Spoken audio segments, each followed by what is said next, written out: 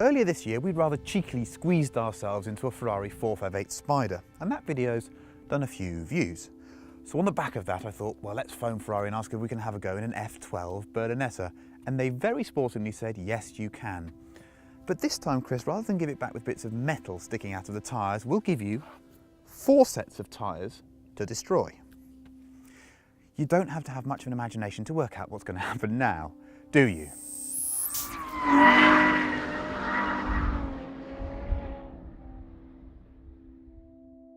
As a collection of numbers, the F12 is simply unprecedented. The 6.2 litre V12 has 740 horsepower at 8,250 RPM. That's 118 horsepower per litre. Maximum torque is 508 foot-pounds. But the most impressive thing about the F12 is that despite being way more powerful than the old 599, it's smaller and lighter than before. The figures are stunning: 70 kilograms lighter, 47 millimeters shorter, 63 millimeters lower, and 20 millimeters narrower.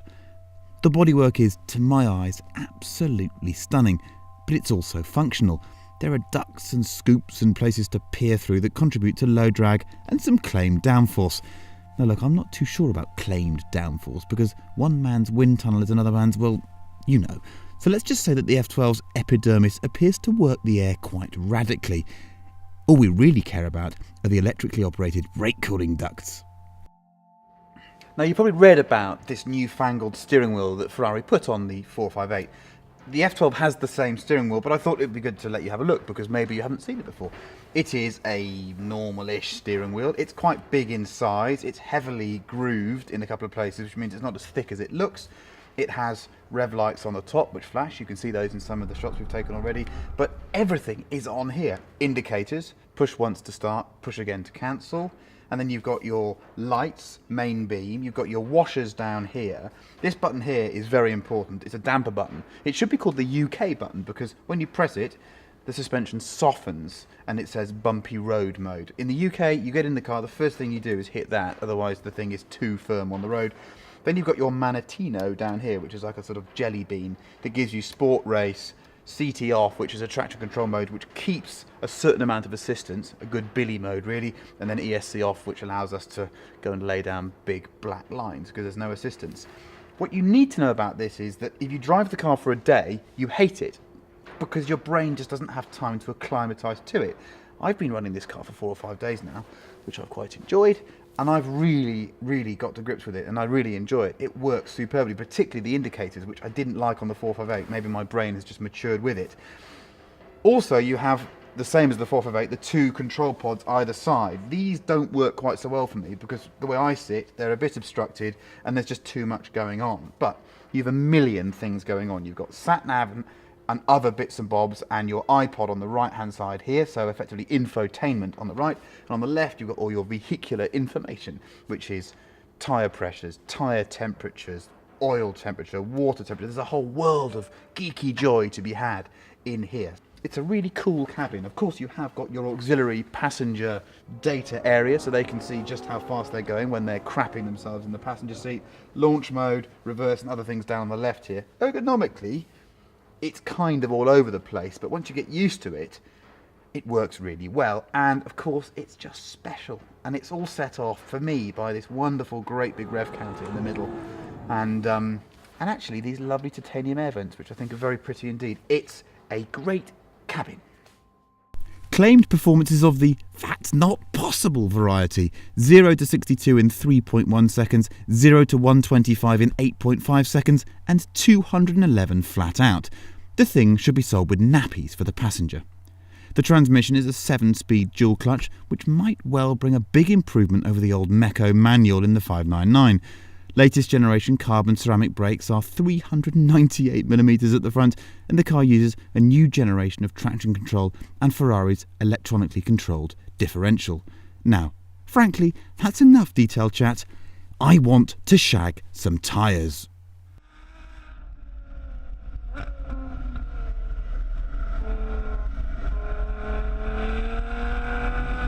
I am at the wheel of an F12 Berlinetta. I didn't think I'd be saying that. I'm about a year late to it, The story behind us getting the car, well, I've already told you that, so I'm not too uncomfortable about being in a new Ferrari. I love their cars, they're brilliant. So, we're at Anglesey. We've got all these tyres to play with, but before we do that, I want to tell you a bit about the car and be sensible with it, okay? So, let's do a fast lap, and I'll talk you through the way the car performs, and then maybe we'll be a bit more silly afterwards, okay? This is the start-finish straight. I've got the traction control off, but the ESP on. So, 740 horsepower, here we go. First left-hander. Steering really fast, very accurate. Traction, astonishing. Brakes, astonishing. Braking hard into this hairpin. Third gear, the exit now. This is just mind-blowing. Remember, it's front engine, I'm wide open in third. Truly the fastest road car I've driven. It is extraordinary. I've got some understeer through that fast right-hander, but that's because the track's a bit green. Now, we really pile on. Fourth, fifth. This is insanely fast through here. I don't want to look at the numbers, but it's accurate. Brakes are fantastic. It wants to change direction. You feel like you have to overstop the car because it's got so much straight line speed. Don't be too greedy through this little S. Again, traction zone. Wide open, the diff's doing it all for me. The combination of the differential and the traction control through this long sweeper, the camber's falling away. Little bit of a centre oversteer on the exit, nothing too much. Braking performance. And that engine, I suppose you can hear that engine, can you? 6.3 litres, 740 horsepower. Quite simply, the fastest street car I've driven, I think, in a straight line. Just mind-bending, and yet so manageable here.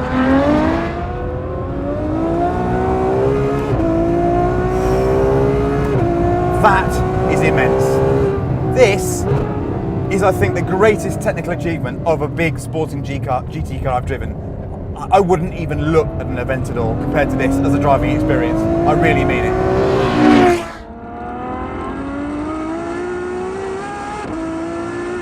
I'm just utterly blown away.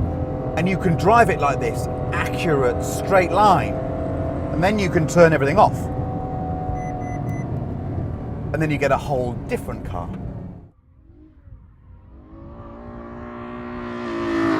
Okay, so we're now ESP off, or ESC off, which is Italian for your honor, your owner. So what happens? We give it a little bit of gas. Oh, and it oversteers quite a lot.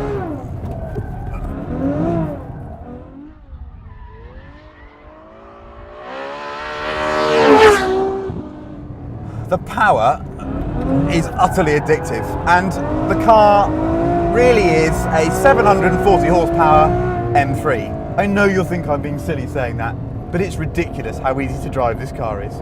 The steering is fast. You have to learn quite quickly how much steering angle you need to just measure that opposite lock, but once you do, it's not that difficult. The problem is, it's got so much power that even in some of the faster turns here where I'd normally be using third gear, in this car I can be in fourth gear on part throttle and it's still doing a massive drift. But the balance and the appetite to be a hooligan is just addictive, I think. Watch this. It's the left-hander, fourth gear. Watch this. Put it in. We're lit. We're lit. Speedo's reading 98 miles an hour. 98 miles an hour.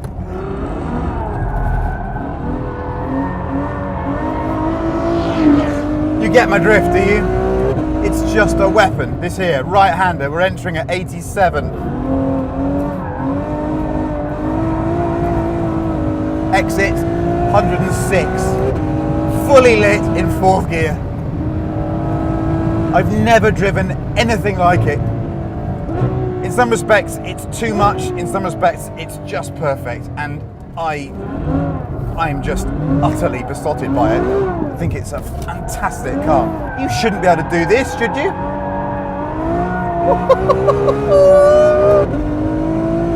Oh, I'll do one more for you before I get told to stop by Neil.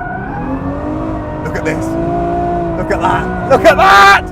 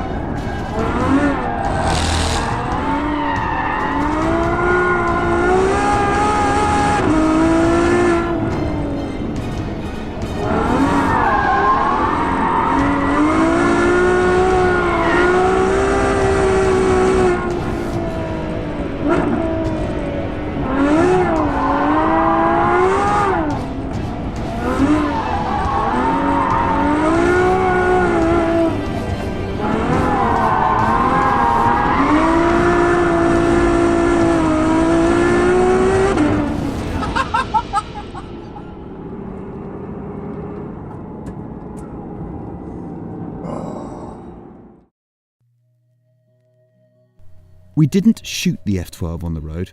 I drove it on the road for many hundreds of miles and I loved every minute, but the business of avoiding being banged up quickly becomes all-consuming. The car is just so damn fast.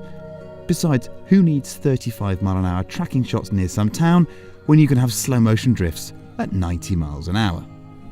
The F12 takes some getting used to on the street. The steering is very fast to begin with and you have to relax your inputs to meet the car's speed of direction change. It's so usable though. The soft damper mode is ideal, the hi-fi is good. Everything kind of works like it does on a normal car. It sounds bonkers to be celebrating that on a £308,000 car, but it wasn't always the case on Ferraris in the past. The crazy thing about this car, even crazier than the way it drives and the ballistic engine and the terrifying speed and the way it eviscerated 5 sets of tyres in a day and, I can't believe I'm saying this, 1 pair of rears shooting that single lap with each corner taken sideways. Yes, the even crazier thing is the desperate need I have to own one. I just think it's so ridiculous and wonderful that a car maker can sell a 740 horsepower sports GT. There's nothing the world needs less, and there's nothing I want more, because it's the best car of its type I've ever driven. And now I need to go and lie down for a while. What do you reckon to that? Have you been in one of those before? It's just absurd, isn't it? Have you been in one of those before? Oh, come on. They just need to develop the roads where you can actually drive the bloody thing.